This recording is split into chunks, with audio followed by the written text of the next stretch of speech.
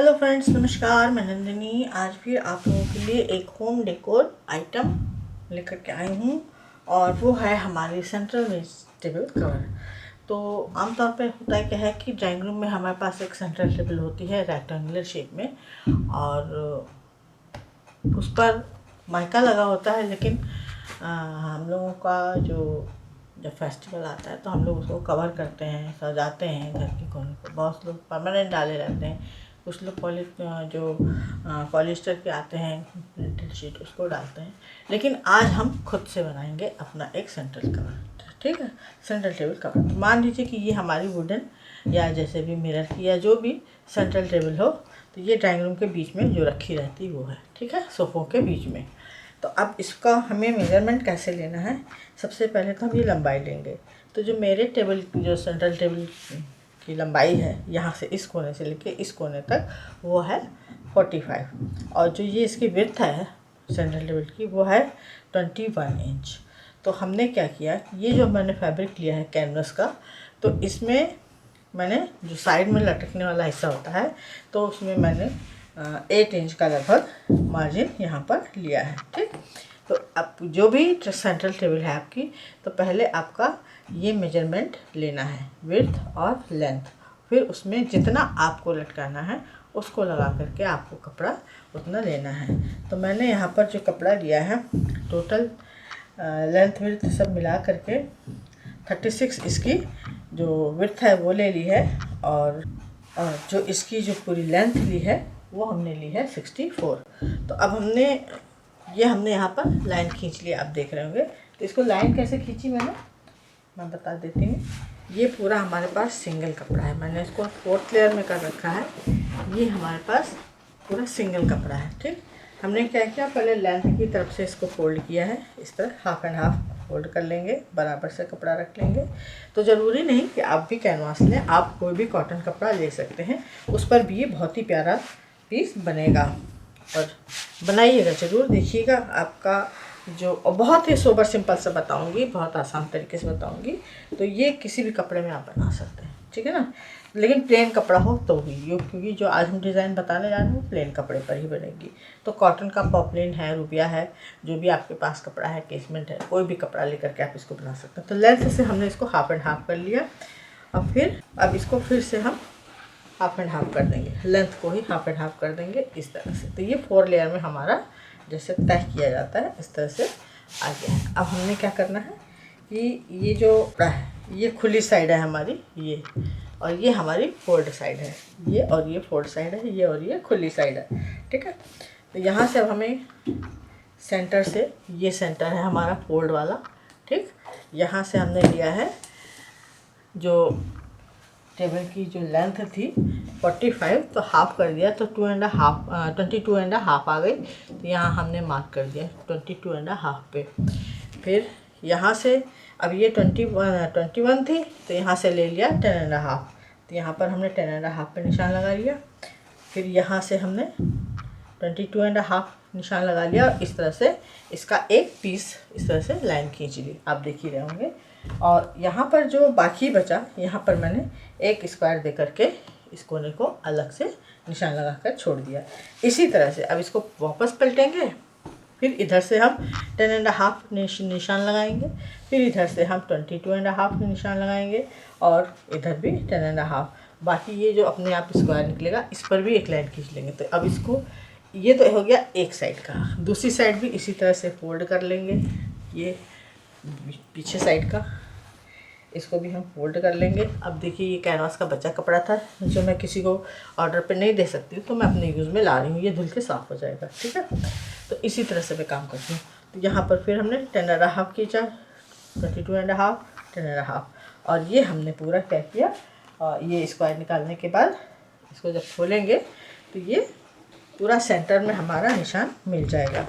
बस इस तरह से इसका मेजरमेंट करना है, जो आपके पास टेबल हो आप उसके हिसाब से निशान लगा सकते हैं। ये देखिए, ये पूरा इस तरह से ये सेंटर में आ गया। बाकी जो है हमको किनारे जो नीचे साइड में लटकेगा, उसका हमने वो भी आराम से एक ही साइड में सब पूरा निकल गया। अब हमें करना क्या है, यहाँ पर किनारे अब जो भी हिस्सा आपको उल्टा सीधा रखना हो उस हिसाब से, या उल्टी साइड में जो भी प्रिंट हो या जो भी कपड़ा हो उसके हिसाब से आपको क्या करना है, चारों तरफ पहले बैक साइड में, इधर तो हमने ये सीधे साइड में निशान लगाया था क्योंकि हमें इधर काम करना है। अब ये बैक साइड में हम क्या करेंगे, चारों तरफ 1.5 पर निशान लगाएंगे। इस तरह से पूरा चारों तरफ 1.5 पर निशान, पूरे में लाइन खींच लेंगे इस तरह से। ये 1.5 है, इसको इस तरह से लाइन पूरे में चारों तरफ खींचना है और फिर इसको यहाँ पर इस तरह से डबल फोल्ड करते हुए हमें सिलाई कर देनी है। तो डिज़ाइन कैसे करनी है, डिज़ाइन का भी आइडिया दे देती हूँ कि डिज़ाइन कोई भी आप सोच लीजिए, बहुत सिंपल सी डिज़ाइन उठाएंगे, बहुत कठिन नहीं उठाएंगे। तो क्या करना है, बस सिंपल एक इस तरह से डंडी खींचनी है, 2 लीव्स बनानी है और यहाँ पे एक राउंड शेप देना है। इससे ज़्यादा हमें कुछ नहीं करना है और इस शेप के अंदर एक राउंड शेप देना है। अब इस पैच को हम लगाएंगे कैसे, इतनी सारी कतरन है। तो इसका सबसे सिंपल आइडिया है कि आप कोई भी यहाँ पर पट्टी ले लीजिए, ठीक है। अब जितनी यहाँ पर ये देखिए, ये हमारी अनिवन सी थी, इसको हमने निकाल दिया। अब हमने इस पट्टी को लिया और इसको थोड़ा और पतला कर देंगे, इसको यहाँ रखेंगे, बड़ी हो रही है काट देंगे, इसको इस तरह से काटेंगे, ये हमने काट दिया। आप इसको मोटा पतला अपने हिसाब से और कर सकते हैं, ठीक है। अब दूसरा पीस लेंगे, इसको चौकोर लेंगे, सिंपल इसको गोल शेप में कट कर लेंगे। आप किसी गोल चीज़ को भी रख करके राउंड शेप लगा करके और तब इसका शेप ले सकते हैं गोलाई में। इसको हमने यहाँ रख दिया, ठीक, ये यहाँ पर आ गया। अब हम सिलाई यहाँ कर चुके हैं तो इसको हम नीचे तक थोड़ा ला सकते हैं, ठीक। ये हमारा ऊपर तक है, बस लाइन से एक उंगली रखिए कि इतना इसके आगे नहीं जाना चाहिए, ठीक। ये हो गया। अब इसके बाद हमें बनानी है पत्तियाँ, जैसे कि मैंने फ़ोटो दिखाई थी। तो पत्तियों के लिए क्या करेंगे, दूसरा कोई पीस लेंगे, उसको इस तरह से कट कर लेंगे और इसको यहाँ पर पत्तियों के शेप में इस तरह से सिंपल, कोई ग्राफ नहीं लेना है, कोई पेपर नहीं लेना है, इतना तो आप खुद ही कर लेंगी और ये काम जल्दी होगा बजाय ग्राफ लेने के, ठीक है। अब हमने यहाँ पर, अब पत्तियाँ एक साइज़ की नहीं होती, फूल एक साइज़ के नहीं होते, डंडी एक साइज़ की नहीं होती, तो हम ग्राफ उठाए ही क्यों। ये देखिए, इसको बस इस तरह से हमने रेडी कर दिया। अब इसके लिए आगे इसका प्रोसीजर क्या करेंगे, ले लेंगे फैब्रिक ग्लू। तो सबसे पहले जहाँ पत्ती रखी है उसके शेप में फैब्रिक ग्लू को लगाएंगे, चिपका देंगे, फैब्रिक ग्लू को लगाएंगे, चिपका देंगे। इसको उठाते जाना है और चिपकाते जाना है। अब ये पढ़ते उधड़ रही हैं, एक एक बूंद इसमें फैब्रिक ग्लू लगा दीजिए, आपका काम आसान, ठीक। अब इसके नीचे यहाँ पर लंबे में फैब्रिक ग्लू लगा देंगे, चिपका देंगे। ऊपर की तरफ यहाँ भी फैब्रिक ग्लू लगा देंगे, इसके चारों तरफ यहाँ चिपका देंगे और इसको इसके ऊपर अटैच कर देंगे, एक उंगली का गैप रखते हुए। अब यहाँ पर मैंने कहा था कि हम कुछ एक गोला और बनाएंगे। तो ये जो पहले हमने कतरन काटी थी, देखिए अब उसमें से काम आएगा ये, ठीक है। ये छोटी कतरन का भी हम यहाँ पर इस्तेमाल कर लेंगे। इसको भी हमने हल्का सा राउंड शेप दे दिया है, ये, ठीक। इस पर भी ग्लू रखेंगे, इसको चिपका देंगे, इसके अंदर इन तीनों परतों को भी चिपका देंगे, क्योंकि जब कटिंग होती है तो फोम और जो लाइनिंग वगैरह है सब अलग होने लगती है। इसको इस तरह से चिपका देंगे और चिपकाते चले जाएंगे। किसी बड़े जगह पर इसको पूरा फैला के रखेंगे, चिपकाते चले जाएंगे और इसको सूखने देंगे, ठीक है। अब यहाँ पर अगला फिर कुछ ले लेंगे, तो इसमें से एक पतली कतरन काट लूँगी। फिर इसके आगे थोड़ी दूरी पर इतना दूरी पे रखना है कि आपका जो ये एक जो पीस रेडी हुआ है वो यहाँ पर थोड़ा सा गैप रहे। तो इस तरह से यहाँ पे रखेंगे और अगला पैटर्न जो है उसको हम रेडी कर देंगे। तो बस इसी इमेजिनेशन के साथ हमें इस काम को करते जाना है, ठीक। मैं तो यहाँ एक जैसी पत्तियाँ काट रही हूँ, आप चाहे तो अलग अलग भी काट सकते हैं। अगर आपके पास थोड़ा बड़ा पीस है तो उसमें से पत्तियाँ निकाल सकते हैं। दो एक कलर की ये हो गया। अब यहाँ पर हम एकदम डिफरेंट थोड़ा सा कलर ले लेते हैं कोई। तो यहाँ पर मेरे पास ये है, इसको कट करेंगे।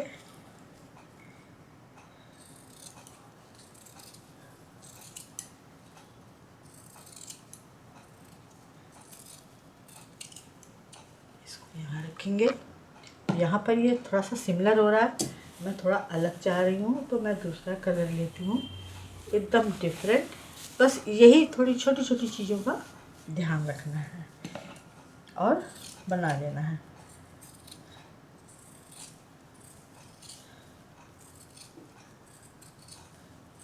लीजिए ये दूसरा भी कर लिया। अब ये एकदम डिफरेंट हो गया, देखिए उसका लुक एकदम चेंज हो गया। अब इसके बीच में हमें रखना है तो उसको हम फाले कर लेंगे, ठीक है। तो ये इस तरह से, और आप तुरंत करना चाहते हैं इस काम को तो इसको पिन लगाते जाइए और जो आगे बताऊंगी उस तरह से आप इसको करते जा सकते हैं। ये देखिए ये तैयार हो गया। इसको यहाँ रखेंगे। ये इसको खाली इतना ग्लू रखना है कि बस चिपक जाए, अपनी जगह से हिले नहीं।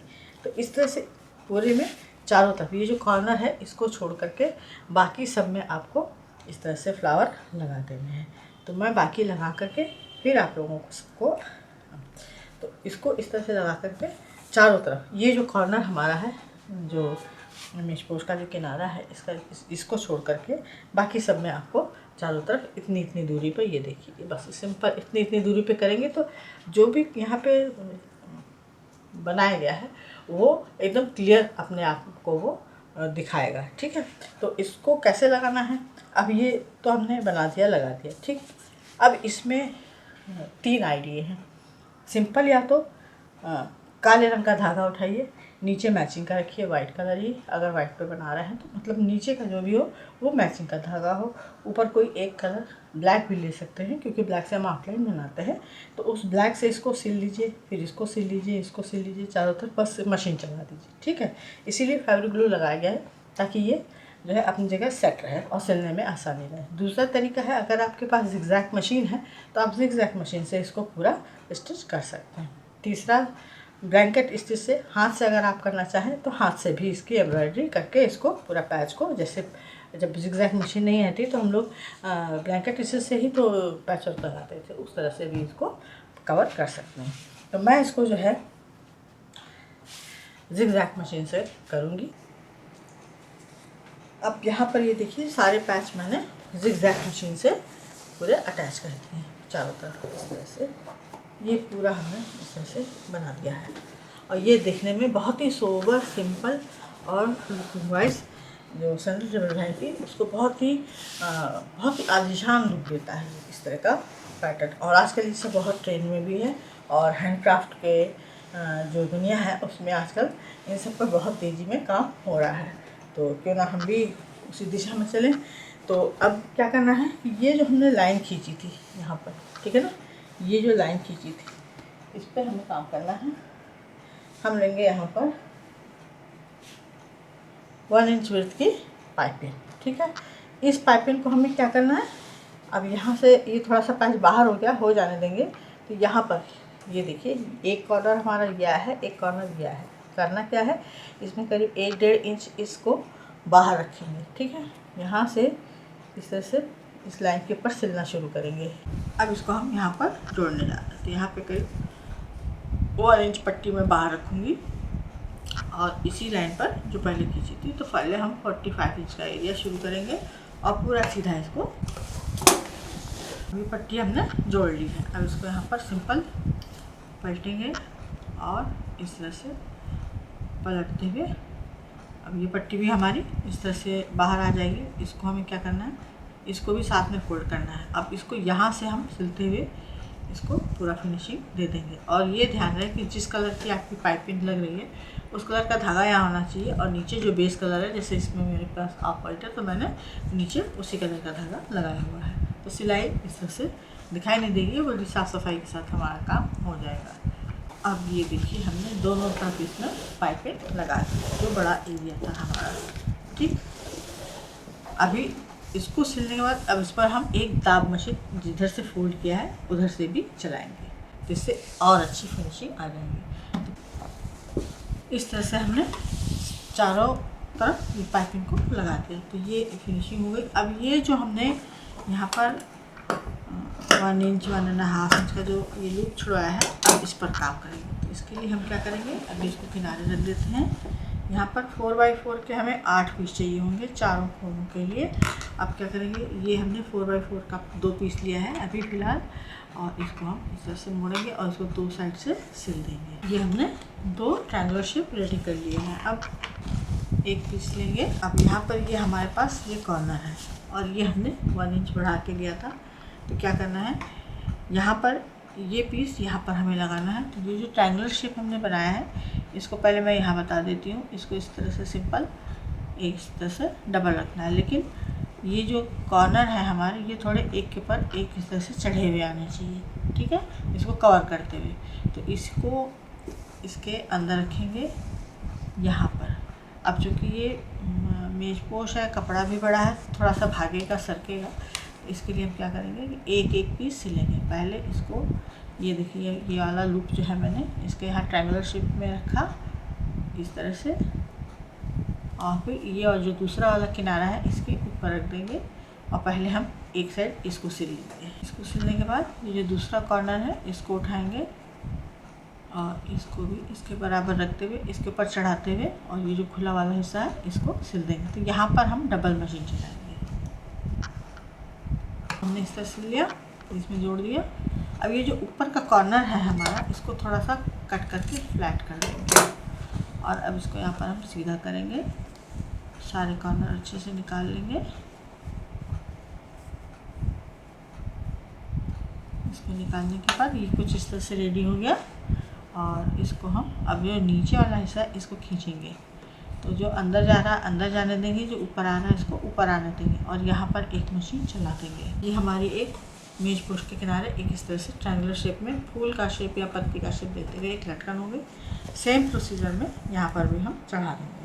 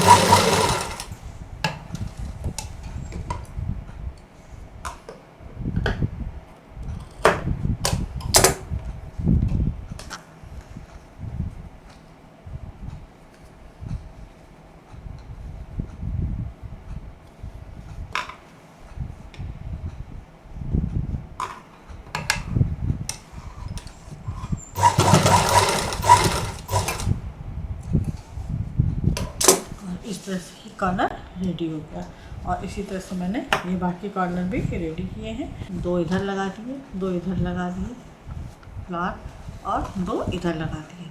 तो इस तरह से मेज पोश की नई लुकिंग आएगी, नया हैंडीक्राफ्ट का काम होगा, बचे हुए क्विल्टेड पीस आपके काम आ जाएंगे, और घर में एक नया सस्ता सुंदर सरल टिकाऊ भी काम हो जाएगा।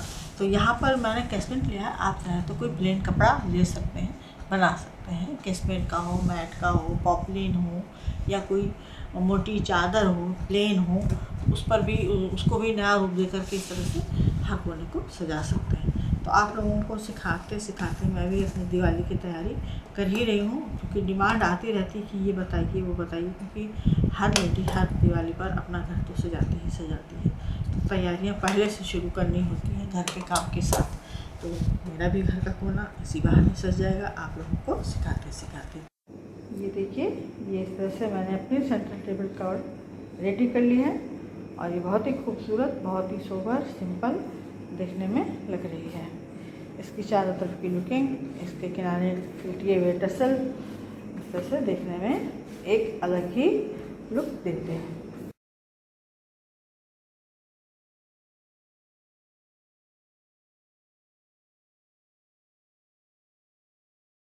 ये था हमारा मेज पोश का एक आइडिया। उम्मीद है पसंद आया होगा। लाइक करें, शेयर करें, सब्सक्राइब करें, आइकॉन वाला बटन दबाना ना भूलें। नंदिनी फिर कुछ इसी तरह से यूज़फुल, ब्यूटीफुल लेकर के आएगी। नमस्कार।